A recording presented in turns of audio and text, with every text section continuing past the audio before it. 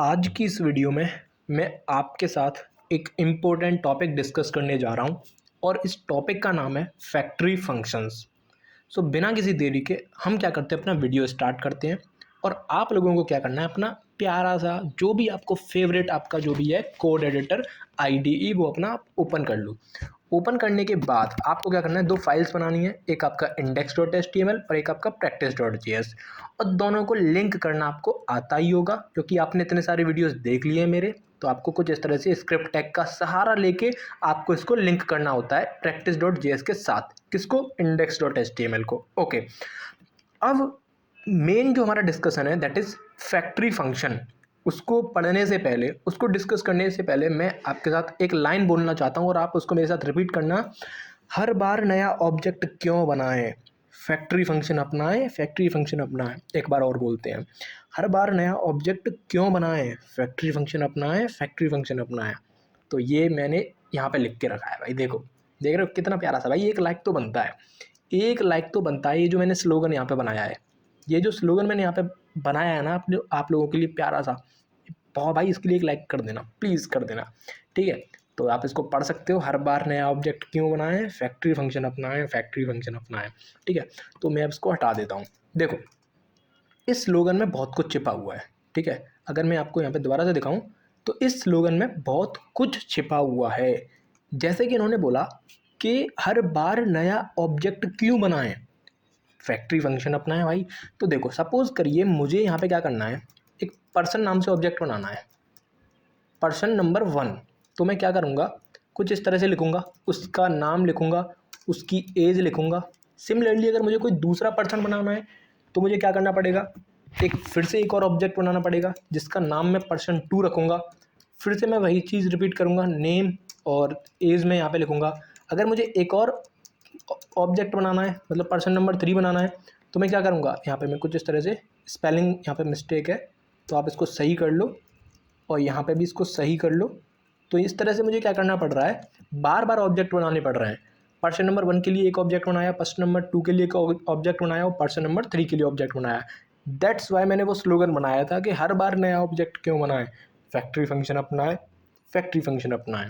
ठीक है, तो देखो फैक्ट्री फंक्शन इसमें हमारी कैसे हेल्प करता है, फैक्ट्री फंक्शन इस चीज़ में हमारी कैसे हेल्प करता है भाई। देखो आपको बार बार ऑब्जेक्ट बनाना पड़ रहा है, तो इस चीज़ से हमें छुटकारा पाने के लिए हमें फैक्ट्री फंक्शन का यूज़ करना होता है।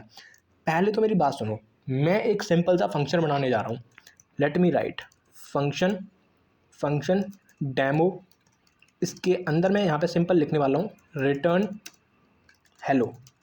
ठीक है, और इस डेमो को मैं कॉल करूँगा। जब मैं इस डेमो को कॉल करूँगा तो ये अपनी डेफिनेशन पे जाएगा और इसकी डेफिनेशन के अंदर केवल एक ही स्टेटमेंट है, वो भी रिटर्न हेलो। तो मुझे क्या करना पड़ेगा, इसको किसी वेरिएबल के अंदर असाइन करना पड़ेगा, लेट से रेस्पॉन्स। और फिर मैं इसको क्या करूँगा, console.log रेस्पॉन्स। तो आप सब लोगों को पता है जब आप अपना लाइव सर्वर स्टार्ट करोगे तो इसका आउटपुट क्या आएगा, हेलो आएगा। ठीक है, तो ये मैंने क्यों बताया, देखो ये जो फंक्शन है जिसका नाम डेमो है, ये रिटर्न कर रहा है, ये रिटर्न क्या कर रहा है, ये एक स्ट्रिंग रिटर्न कर रहा है। बट फैक्ट्री फंक्शन वो फंक्शन होते हैं जो कि रिटर्न करते हैं एक जिंदा ऑब्जेक्ट। क्या रिटर्न करते हैं, एक ऑब्जेक्ट रिटर्न करते हैं। इट मीन्स यहाँ पे हेलो की जगह पे 10 नहीं होगा, यहाँ पे ट्रू फॉल्स रिटर्न नहीं होंगे, बल्कि यहाँ पे क्या होगा, एक ऑब्जेक्ट रिटर्न होगा। समझ रहे हो मैं क्या कह रहा हूँ। तो फैक्ट्री फंक्शन एक ऐसा फंक्शन होता है जो कि जिसका जो रिटर्न स्टेटमेंट होता है वो एक ऑब्जेक्ट होता है। ठीक है, तो यहाँ पे मैं इसका नाम बदल देता हूँ और यहाँ पे मैं कह देता हूँ पर्सन। क्या कह देता हूँ मैं यहाँ पे, पर्सन। तो मैंने यहाँ पे क्या करा, एक फंक्शन बनाया जिसका नाम पर्सन है और ये क्या करेगा, रिटर्न करेगा, क्या रिटर्न करेगा, एक ऑब्जेक्ट। और इस ऑब्जेक्ट के अंदर मैं क्या करूँगा, एक पर्सन की कुंडली रखूँगा, लेट से नेम रखूँगा उसका, और उसका नाम क्या है, लेट से अंकित। और उसकी जो एज है वो मैं रख लेता हूँ लेट से 20। तो अब अगर मैं इस पर्सन को कॉल करूँगा, अगर मैं इस पर्सन को कॉल करूँगा, लेट मी कॉल, पर्सन को मैंने कॉल किया। जब मैंने यहाँ पे इस पर्सन फैक्ट्री फंक्शन को कॉल किया तो ये फंक्शन कहाँ पे जाएगा, अपनी डेफिनेशन पे जाएगा यहाँ पे। तो पर्सन अपनी डेफिनेशन पे गया। अब यहाँ पे उसने देखा कि रिटर्न में क्या है, एक ऑब्जेक्ट है, तो इसको मुझे कहीं स्टोर करना पड़ेगा। तो उसको मैं यहाँ पे कर देता हूँ लेट से person number 1, let me P1। तो मैं यहाँ पे P1 लिख दिया मैंने यहाँ पे। तो P1 के अंदर क्या आ गया, एक ऑब्जेक्ट आ गया जो कि ये है। ओके, अगर आप console.log P1 करोगे तो क्या होगा यहाँ पे, तो आप देख सकते हो यहाँ पे ये हमारा प्रिंट होके आ रहा है। वैसे ही अगर आप दूसरा पर्सन बनाना चाहते हो P2, तो आप क्या करोगे, एक बार और कॉल कर दोगे, पर्सन को कॉल कर दोगे, फिर से क्या करोगे, console.log P2। समझ रहे हो? तो इससे हमें कितना ज़्यादा फ़ायदा मिला भाई, ये फैक्ट्री फंक्शन में कितना फ़ायदा दे रहा है। फैक्ट्री फंक्शन में इतना फ़ायदा दे रहा है ना, देखो यहाँ पे केवल एक बार हमने ऑब्जेक्ट को यहाँ पे रिटर्न कराया और बार बार इस फंक्शन को हम कॉल कर रहे हैं। देखो यहाँ पे एक हमने इसको एक बार कॉल किया, हमें एक ऑब्जेक्ट मिल गया, हमने दोबारा कॉल किया तो हमें एक दूसरा ऑब्जेक्ट मिल गया, 3 बार यहाँ पे थर्ड टाइम जब मैं कॉल करूँगा तो मुझे एक और ऑब्जेक्ट मिल जाएगा। तो इसका मतलब ये है कि मुझे बार बार ऑब्जेक्ट्स बनाने की ज़रूरत नहीं पड़ रही, मुझे केवल यहाँ पे फंक्शन को कॉल करना पड़ रहा है। यहाँ पे कॉल करो, फिर ऑब्जेक्ट तैयार, फिर कॉल करो, फिर एक नया ऑब्जेक्ट तैयार। दैट्स वाई नया ऑब्जेक्ट क्यों बनाएं, हर बार नया ऑब्जेक्ट क्यों बनाएं, फैक्ट्री फंक्शन अपनाएं। लेकिन यहाँ पे भी एक दिक्कत है, पता है, यहाँ पे भी एक प्रॉब्लम है भाई।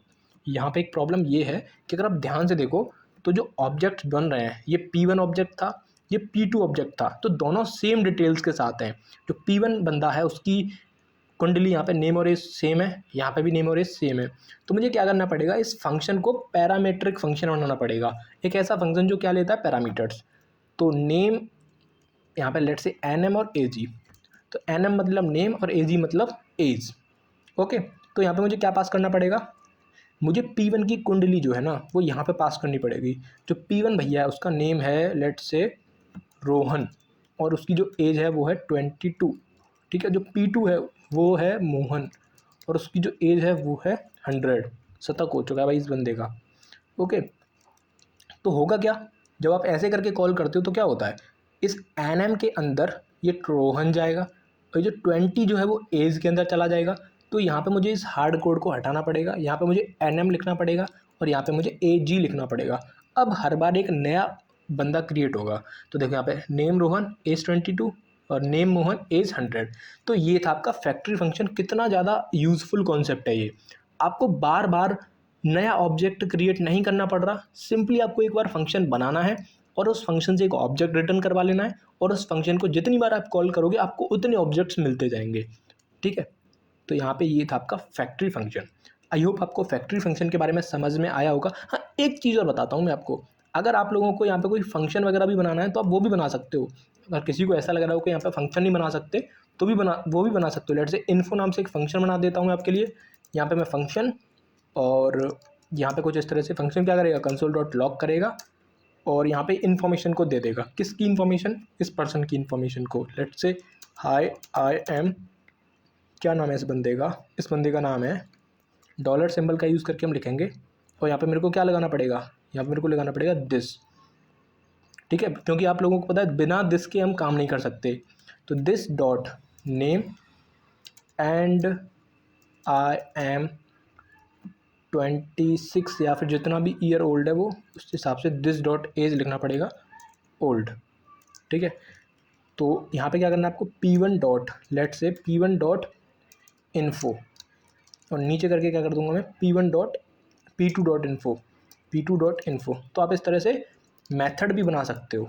ठीक है, तो देखो high I am Rohan and I am 22 year old, तो आप यहाँ पे 22 ईयर ओल्ड कर लेना। ठीक है, अभी आपका सही आउटपुट आएगा 100 ईयर ओल्ड। तो इस तरह से आप जो यहाँ पे फंक्शन भी बना सकते हो।